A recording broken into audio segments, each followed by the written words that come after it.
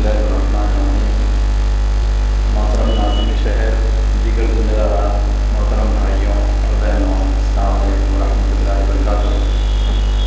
मुझे ये हिदायत दी गई कि इज्तिमाई मामलात का कुरानी मंशूर, इस पर कुरान हकीम के 3 मकामात की जो मुख्तलिफ मंतखब आयात हैं उसके हवाले से मैं अपनी बात रखूँ। तो वक्त की तंगी है, इसलिए मैं आयतों की अरबी पर नहीं जाऊँगा। मुझे बहुत अफसोस है कि मैं अरबी नहीं पेश कर पा रहा हूँ।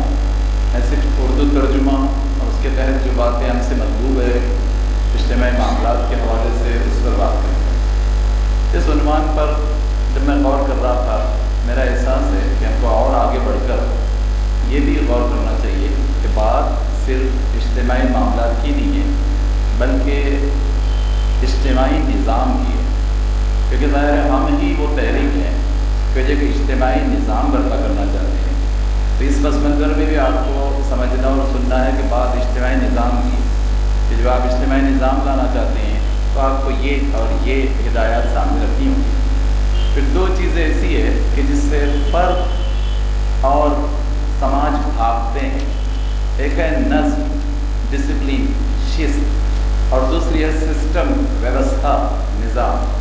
तो ये बात मतलूब है कि नज़्म भी हो, शिस्त भी हो, डिसिप्लिन भी हो फ़र्द में, और फ़र्द के साथ वो 2 अफराद का मजमुआ है वो उस निज़ाम की तरफ जाए जो निज़ाम कुरान से मतलूब है। ये जो निज़ाम मुहम्मद मुस्तफ़ा सल्लल्लाहु अलैहि वसल्लम ने बर्पा करके अमलन दिखाया।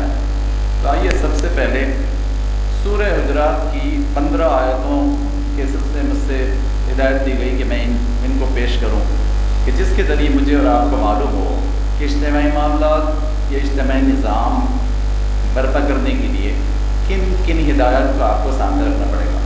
तो जैसे तहरीक के अफराद जानते हैं, तहरीक के बाहर लोग आमतौर पर नहीं जानते कि बनी इसराइल, सूरह बनी इसराइल और वो खुसूसी रात, मेराज की रात, वो उरूज की रात, वो ज़ीने पर सवारी की रात, उस मौके से जो अहकामात दिए गए वो ये सूरह बनी इसराइल के 15 आयत के 14 अहकामात है कि जो एक निज़ाम बर्पा करने में और इज्तिमाई मामलात को दुरुस्त करने के सिलसिले में और बेहतरीन तरफ पर लाने के सिलसिले में बुनियादी हिदायत का सबब बनते हैं। तो आप देखिए, इसका एक और पहलू ध्यान में रखिए। बहुत से लोग ये बात कहते हैं कि देखिए नमाज का जो हुक्म है अल्लाह सुब्हानहू तआला ने रहमत आलमीन मोहम्मद मुस्तफ़ा सल्लल्लाहु अलैहि वसल्लम को अर्श पर बुला कर दिया। तो मैंने उनसे पूछा कि आप इस तरह उसको क्यों नहीं देखते कि पूरा का पूरा बनी इसराइल ही अर्श पर बुला कर दिया गया। क्योंकि सिर्फ बात एक आयत की नहीं है, पूरा रुकन नंबर 9 है वो नमाज से मुताल्लिक़ है, और ये रुकन नंबर 3 और 4 जिसमें 14 अहकामात है ये भी पूरे के इज्तिमाई निज़ाम के सिलसिले में, इज्तिमाई मामलात के सिलसिले में है। तो आप वो जो अहमियत देना चाहते हैं नमाज को कि वहाँ बुलाकर रुकन दिया गया, तो इस निज़ाम को भी वही अहमियत दीजिए ना कि जो तीसरे और चौथे रुकन है कि वो भी वहीं पर दिए गए उसी सूरह बनी इसराइल के साथ है। तो आप देखिए इस पस मंज़र में हमको गौर करना चाहिए, समझना भी चाहिए, बताना भी चाहिए। सूरह आल इमरान, वैसे मुझे पहले ये हिदायत दी गई कि सूरह आल इमरान की आयत नंबर 103 के हवाले से मैं वो जो इज्तिमाइयत की बात है, इज्तिमाइयत के नज़्म की फर्जियत की बात है वो रखूँ तो पहले वो सुन लीजिए। लेकिन उसमें मैंने पहले आयत 102 भी दी है, क्योंकि आयत 103 का ताल्लुक़ 102 से है, क्योंकि 102 में 3 अहकामात है कि पहले अल्लाह ताला ने फरमाया कि ऐ लोगों जो ईमान लाए वो अल्लाह से डरो जैसा कि डरने का हक़ है, और तुमको मौत ना आए इस हाल में कि तुम मोमिन रहो, मुस्लिम रहो, फरमादार रहो। तो तक़वा का हक़ और मुस्लिम जैसा होना चाहिए। तो 3 अहकामात आयत नंबर 102 में है। अब आइए 103 की तरफ। 103 में अल्लाह ताला ये बात इरशाद फरमाई कि देखो ऐसे तक़वा वाले, मौत तक तक़वा वाले और फौरदार मुस्लिम बनने के लिए तुमको क्या करना पड़ेगा। तब अल्लाह ताला ने 103 में हिदायत दी कि सब मिलकर अल्लाह की रस्सी को मजबूत पकड़ लो और तफर्रे का शिकार ना हो जाओ। हब्लिल्लाह, हब्ल रस्सी, अल्लाह, हब्लिल्लाह अल्लाह की रस्सी। कुरान मजीद या दीन, ये दोनों जो ताबीरात उसकी ली गई दोनों सही है। तो उसको थामने की बात है और उसको इज्तिमाई तौर पर थामने की बात है, क्योंकि इससे पहले की भी जो आयत है वो इज्तिमाई सग़े में खिताब करती है और ये भी आयत इज्तिमाई सग़े में खिताब करती है। तो दोनों से ये बात मतरश्य होती है कि बात इज्तिमाइयत की है कि उनको कहा जा रहा है कि आपको जो है तो इस चीज़ को थामना है। اور پھر جمیعہ نے جو ہے شرط لگا دی، کنڈیشن لگا دی کہ تھامنا تو ہے قرآن مجید کو، لیکن جمع ہو کر، جڑ کر، مل کر، اجتماعیت بن کر، سنگٹن بن کر۔ اور پھر آگے اللہ تعالیٰ نے فرمایا کہ ایک اور شرط لگائی کہ تفرقے میں نہ پڑو، یعنی ایک طرف اجتماعیت قائم کرو، دوسرے تفرقے سے بچو کہ اجتماعیت کو تم نقصان نہیں پہنچاؤ گے، اس اجتماعیت تم مضبوط رہو گے، تفرقے اور کسی طرح کا فرق اس میں پیدا کرنے سے تم دور رہو گے۔ وہ بات بھی اللہ تعالیٰ نے بتائی کہ وہ تفرقے میں نہ پڑو۔ آگے اللہ تعالیٰ فرماتا ہے اسی آل عمران 103 میں کہ اللہ کے اس احسان کو یاد رکھو جو اس نے تم پر کیا ہے، تم ایک دوسرے کے دشمن تھے، یعنی وہ کیفیت مکے میں جو پہلے لوگ صحابہ کی تھی، اس نے تمہارے دل جوڑ دیے اور اس کے فضل و کرم سے تم بھائی بھائی بن گئے۔ تم آگ سے بھرے ہوئے گڑھے کے کنارے کھڑے تھے، اللہ نے تم کو اس سے بچا لیا۔ اس طرح اللہ اپنی نشانیاں تمہارے سامنے روشن کرتا ہے، شاید کہ ان علامتوں سے تمہیں اپنی فلاح کا سیدھا راستہ نظر آئے۔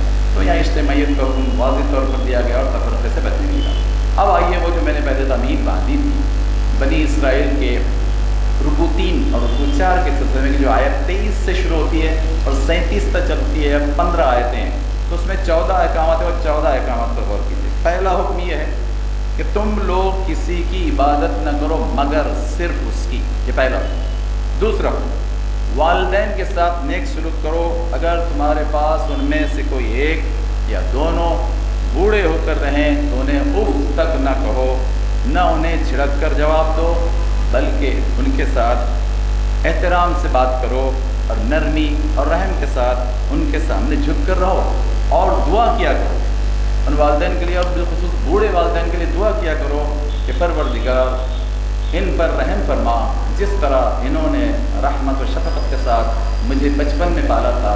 تو یہاں خاص طور پر اس کیفیت کا ذکر کیا گیا، بچپن کا، رب یعنی صغیرہ، صغیرہ کا ذکر کیا گیا کہ اگر وہ کبیرہ میں پھر صغیرہ جیسے ہو گئے ہیں تو تم بھی تو صغیرہ کی کیفیت میں تھے، اور تم کو ویسے ہی رحمت و مرحمت اور شفقت کا معاملہ کرنا پڑے گا جیسا انہوں نے تمہارے ساتھ اس دور میں کیا تھا۔ پھر اللہ تعالیٰ نے فرمایا تمہارا رب خوب جانتا ہے کہ تمہارے دلوں میں کیا ہے، وَعَلَمْ بِمَا فِي نُفُوسِكُمْ، کہ تمہارے نفوس میں کیا ہے اللہ تعالیٰ جانتا ہے۔ ورنہ کبھی ہوتا ہے کہ میاں بیوی پلاننگ کرتے ہیں کہ ہاں بھئی یہ بوڑھے ہو گئے ہیں، ہے کتنے دن کے، تھوڑے دن سنبھال لو وغیرہ وغیرہ وغیرہ، تو اب اللہ تعالیٰ فرما رہا ہے کہ کس سے سامنے چل رہی ہے سب، اللہ تعالیٰ تمہارے نفوس کو جانتا ہے۔ اور اگر تم صالح بن کر رہو تو ایسے سب لوگوں کے لیے درگزر کرنے والا ہے جو اپنے قصور پر متنبہ ہو کر بندگی کے رویے کی طرف پلٹ آئے۔ پھر تیسرا حکم ہے رشتہ دار کو اس کا حق دو، اور مسکین اور مسافر کو اس کا حق۔ دیکھیے اللہ کا حکم کا حق پہلے آیا، بعد میں والدین کا حق ہے، اور اب آ رہا ہے معاشرے کے 3 اہم ترین افراد۔ اس میں ایک تو ہے رشتہ دار، دوسرے غریب، اور اس کے بعد مسافر۔ اب ذرا یہاں رک جائیے، معاشرے میں اگر ان 5 کے حقوق ادا کیے جائے، 4 کے، تو معاشرے میں کوئی بچتا ہے کیا؟ یعنی اللہ سبحانہ و تعالیٰ نے انگلی رکھ کر یہ 4 افراد کے 4 قسم کے لوگوں کے احکامات بتائے کہ اب معاشرے میں کوئی نہیں بچا کہ جس کے حقوق ادا کرنا ہے۔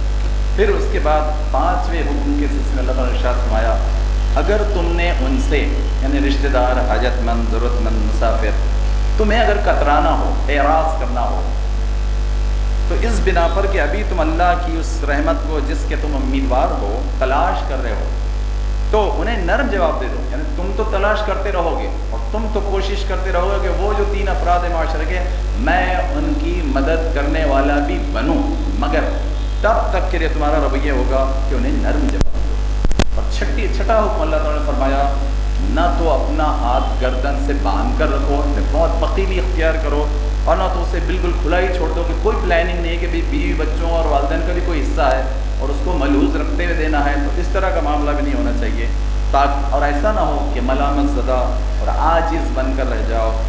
تیرا رب جس کے لیے چاہتا ہے رزق کشادہ کر دیتا ہے، اور جس کے لیے چاہتا ہے تنگ کر دیتا ہے، وہ اپنے بندوں کے حال سے باخبر ہے اور انہیں دیکھ رہا ہے۔ پھر 7واں حکم دیا گیا اپنی اولاد کو افلاس کے اندیشے سے قتل نہ کرو، ہم انہیں بھی رزق دیں گے اور تمہیں بھی۔ در حقیقت ان کا قتل ایک بہت بڑی خطا ہے۔ پھر 8واں حکم دیا گیا سورہ بنی اسرائیل کے رکوع نمبر 3 اور 4 میں کہ زنا کے قریب نہ پھٹکو. اور یہاں یہ بہت کتنا اچھا صیغہ ہے اللہ سبحانہ و تعالیٰ کی طرف سے. اللہ تعالیٰ نے یہ نہیں کہا کہ زنا مت کرو، اللہ تعالیٰ نے کہا کہ زنا کے قریب بھی نہ پھٹکو. یعنی وہ سارے عوامل جو زنا کی طرف لے جاتے ہیں اس کے قریب بھی نہ جاؤ. اتنی زبردست ہدایت اللہ سبحانہ و تعالیٰ نے ہم کو دی ہے. وہ بہت برا فعل ہے زنا، اور بڑا ہی برا راستہ. پھر 9واں حکم اللہ تعالیٰ نے دیا 14 احکامات میں سے کہ قتل نفس کا ارتکاب نہ کرو، اور جس سے اللہ نے حرام کیا ہے مگر حق کے ساتھ. لیکن ظاہر حق کے ساتھ قتل حکومت کر سکتی ہے، افراد بھی کر سکتے ہیں. اور جو شخص مظلومانہ قتل کیا گیا ہو اس کے ولی کو ہم نے قصاص کے مطالبے کا حق عطا کیا ہے، بس چاہیے کہ وہ قتل میں حد سے نہ گزرے، اس کی مدد کی جائے گی. پھر 10واں حکم اللہ تعالیٰ نے ارشاد فرمایا مال یتیم کے پاس بھی نہ پھٹکو مگر احسن طریقے سے، جس کی ذمہ داری ہے کہ مال یتیم کا تحفظ کرنا ہے اور اس کے عنفوان شباب میں پہنچنے کے بعد دینا ہے. تب احسن طریقے سے اس کا معاملہ کرو، مینجمنٹ کرو یہاں تک کہ وہ اپنے شباب کو پہنچ جائے. اور 11ویں حکم میں اللہ تعالیٰ نے ارشاد فرمایا عہد کی، وعدے کی پابندی کرو، بے شک عہد کے بارے میں تم کو جواب دہی کرنی ہوگی. اور 12واں حکم دیا گیا پیمانے سے دو تو پورا بھر کر دو، اور تولو تو ٹھیک ترازو سے تولو. یہ اچھا طریقہ ہے اور بلحاظ انجام بھی یہی بہتر ہے. 13واں حکم یہ دیا گیا کہ کسی ایسی چیز کے پیچھے نہ لگو جس کا تمہیں علم نہ ہو، اس لیے کہ آنکھ، کان اور دل سبھی سے باز پرسونی ہے. پھر 14 اور آخر 14واں آخری حکم اس میں یہ دیا گیا کہ زمین پر اکڑ کر نہ چلو. تم نہ تو زمین کو پھاڑ سکتے ہو نہ پہاڑوں کی بلندی کو پہنچ سکتے ہو. تو یہ وہ 14 احکامات ہیں کہ جو کہ اسلامی نظام یا مسلمانوں کے اجتماعی معاملات ہیں، بلکہ آگے بڑھ کر کہنا چاہیے اور اعتماد سے کہیں انسانوں کے اجتماعی معاملات، انسانوں کے اجتماعی معاملات کے یہ 14 احکامات ہوں گے. اب اس کے بعد جو آیت ہم نے لی ہے وہ سورہ حجرات کی. سورہ حجرات کی آیات 1 تا 12، اس میں اللہ تعالیٰ نے جو احکامات دیے ہیں، دیکھیے وہ سارے اجتماعی معاملات کے حوالے سے، اور وہ جو نظام قائم ہوگا، نظام قائم کرنے کی کوشش کی جائے گی، نظام بتایا جائے گا، اس لیے کوشاں رہا جائے گا، وہ نظام کے احکامات یہ ہیں. سورہ حجرات آیت 1 سے 12، اس میں اللہ تعالیٰ کا ارشاد ہے پہلا حکم یہ ہے کہ اللہ اور اس کے رسول کے آگے پیش قدمی نہ کرو. ظاہر ہے کہ یہاں ظاہری معنوں میں اللہ اور اس کے رسول کے آگے جانے کی بات نہیں ہے، بلکہ یہ ہے کہ اللہ کے احکامات اور رسول اللہ کے احکامات ان کے آگے نہ جاؤ. زندگی کے جس معاملے میں اجتماعی سطح پر انفرادی چیز تو آ گئی، لیکن اجتماعی سطح پر جہاں جہاں اللہ کے حکم کے تحت اور رسول کے حکم کے تحت رک جانا چاہیے، پیش قدمی کہ اس حد کو نہیں پار کرنا چاہیے، تو وہاں تم کو رک جانا چاہیے. تو وہ بات اللہ تعالیٰ نے ارشاد فرمائی.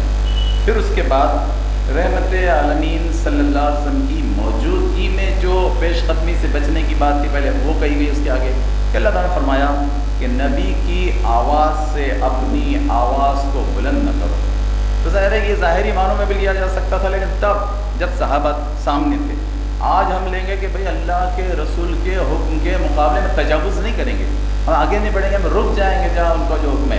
اور اس سے یہ بھی مطلب نکلتا ہے، مفسرین اس حد پر بھی گئے ہیں تو انہوں نے کہا کہ بھئی آج اب ہم یہ بھی دیکھیں گے جیسے ہمارے اولی الامر، ہمارے بڑے، ہمارے بزرگ، تو ان سے بھی بات چیت کرتے آپ کو کون سی باتوں کو ملحوظ رکھنا پڑے گا، کون سے آداب اور احترام کو ملحوظ رکھنا پڑے گا.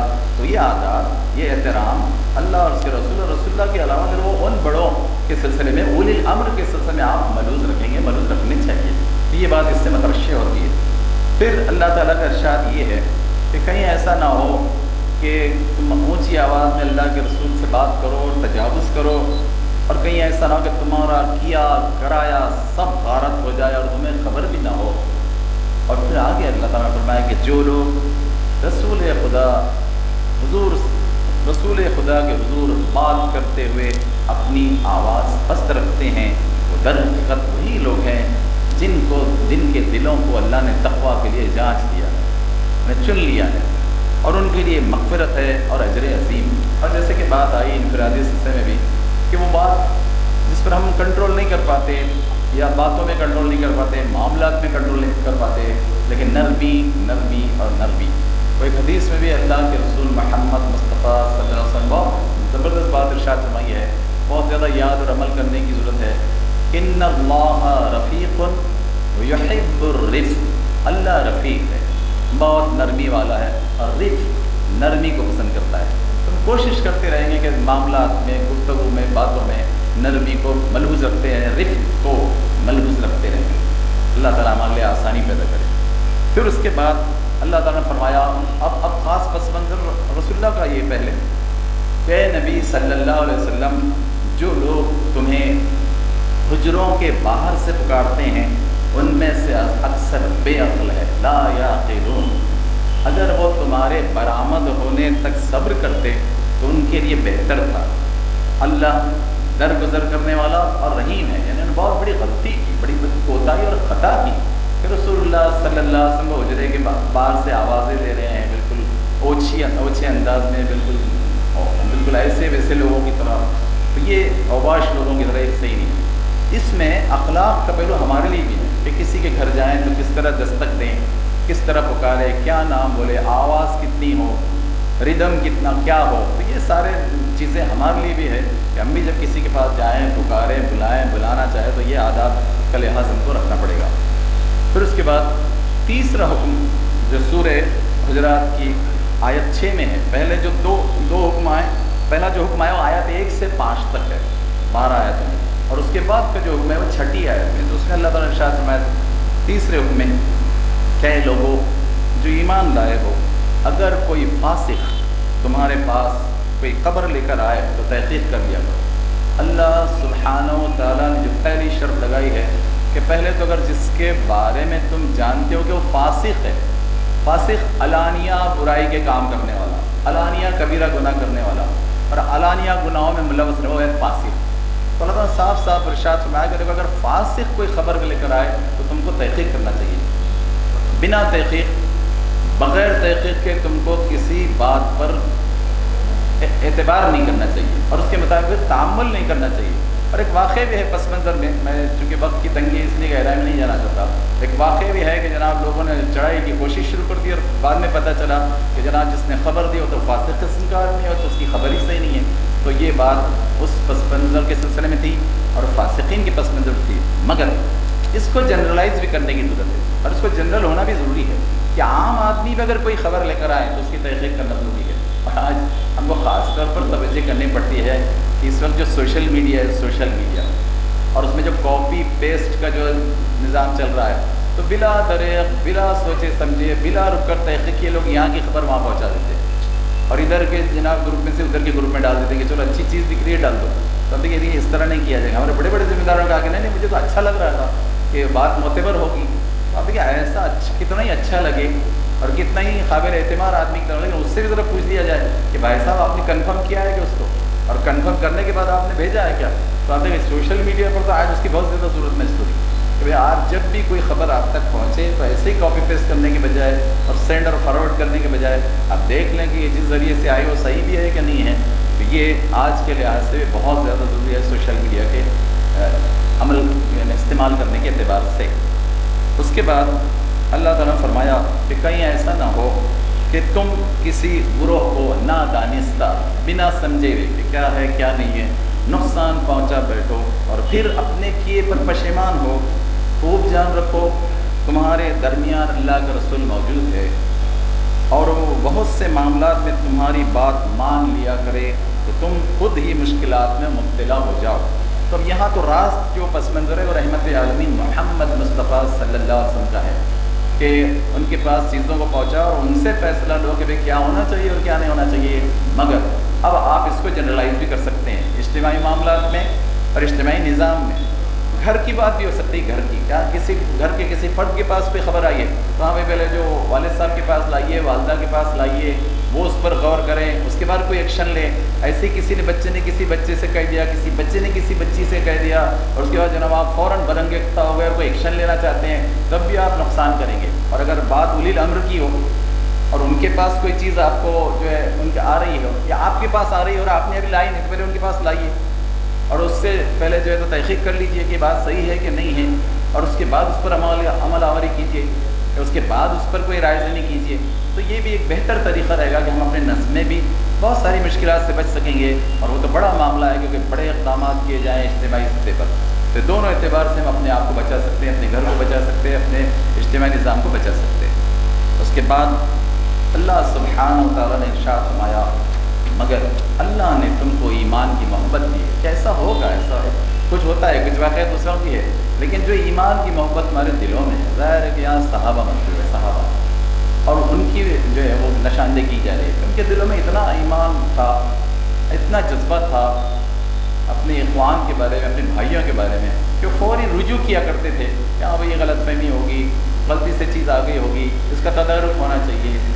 تو یہ سب باتیں آج کے دور میں بھی ہم کو اپنے اجتماعی معاملات میں کچھ کرسیوں کی ضرورت پڑ رہی پیچھے سے، تو ہم کو بھی اپنے اجتماعی معاملات میں اس کو برتنا پڑے گا. پھر اس کے بعد اللہ سبحانہ و تعالیٰ نے ارشاد فرمایا تیسرے حکم میں، سورہ حجرات آیت 6 سے 8 کے تیسرے حکم کو ہم پڑھ رہے ہیں کہ اور کفر و فسق اور نافرمانی سے تم کو متنفر کر دیا.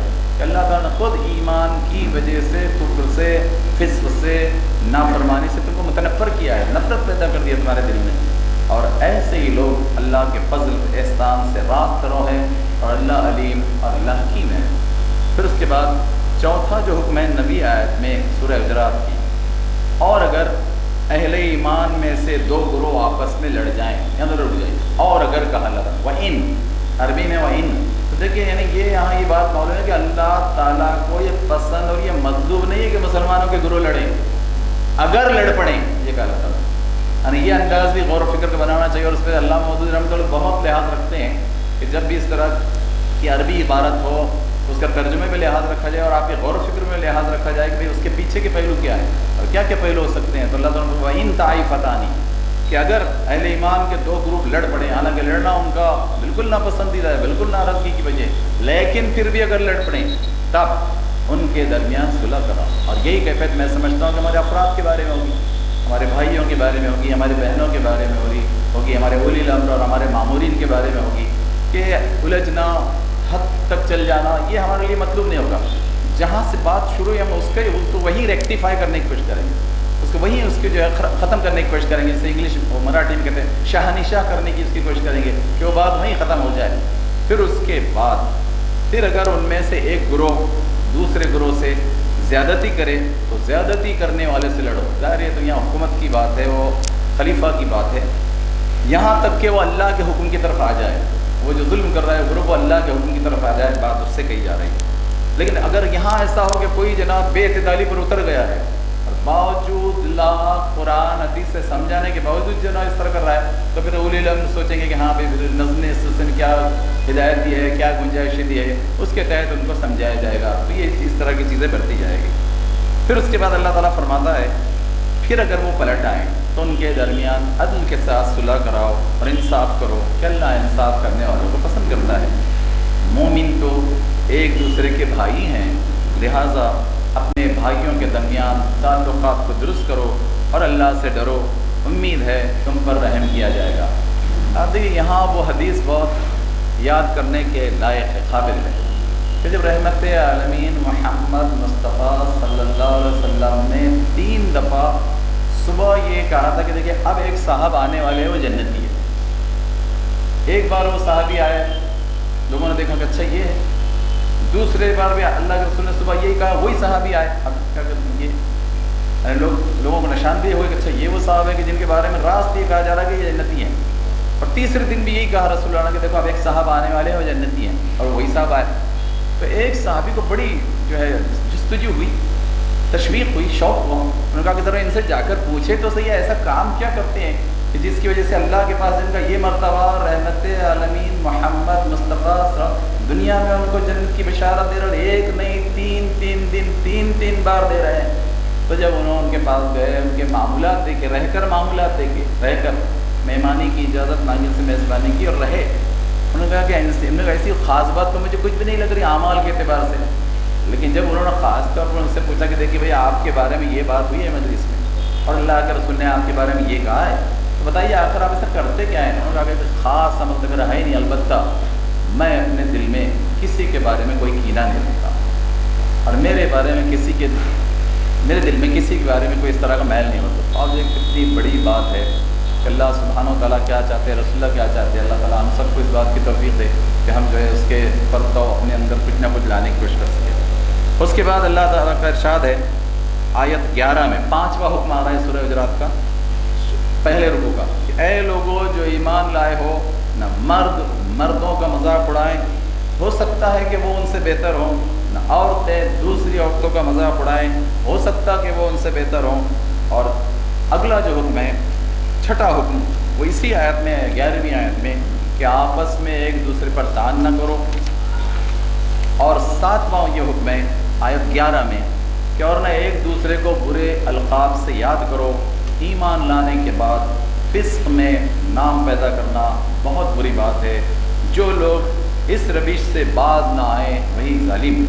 اس کے بعد آیت نمبر 11 میں 3 احکامات دیے گئے، آیت نمبر 11 میں 3 احکامات۔ اللہ تعالیٰ کا ارشاد ہے 8واں حکم، کہ اے لوگوں جو ایمان لائے ہو، بہت گمان کرنے سے پرہیز کرو، بے شک بعض گمان گناہ ہوتے ہیں۔ نیک گمانی کے بارے میں نیک گمانی کے بارے میں اللہ تعالیٰ نے کوئی بات نہیں کی، بلکہ تو اچھا ہے لوگوں سے نیک گمان رکھنا، لیکن بد گمانی کے بارے میں، خراب گمان کے بارے میں لوگوں سے کہا گیا کہ خراب گمان روکو۔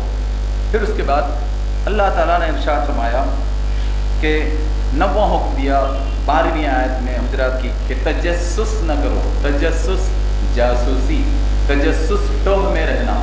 تو اللہ نے تجسس کے عمل سے بھی روکا، کہ تجسس میں یہ ہوگا کہ غیر ضروری باتیں معلوم ہوگی، پھیلنے کا بھی امکان رہے گا، دل بکھریں گے، وہ اجتماعی معاملات متاثر ہوں گے اور اجتماعی نظم متاثر ہوگا۔ اس لیے یہ بات کہیں گے کہ ٹوہ میں نہ رہو۔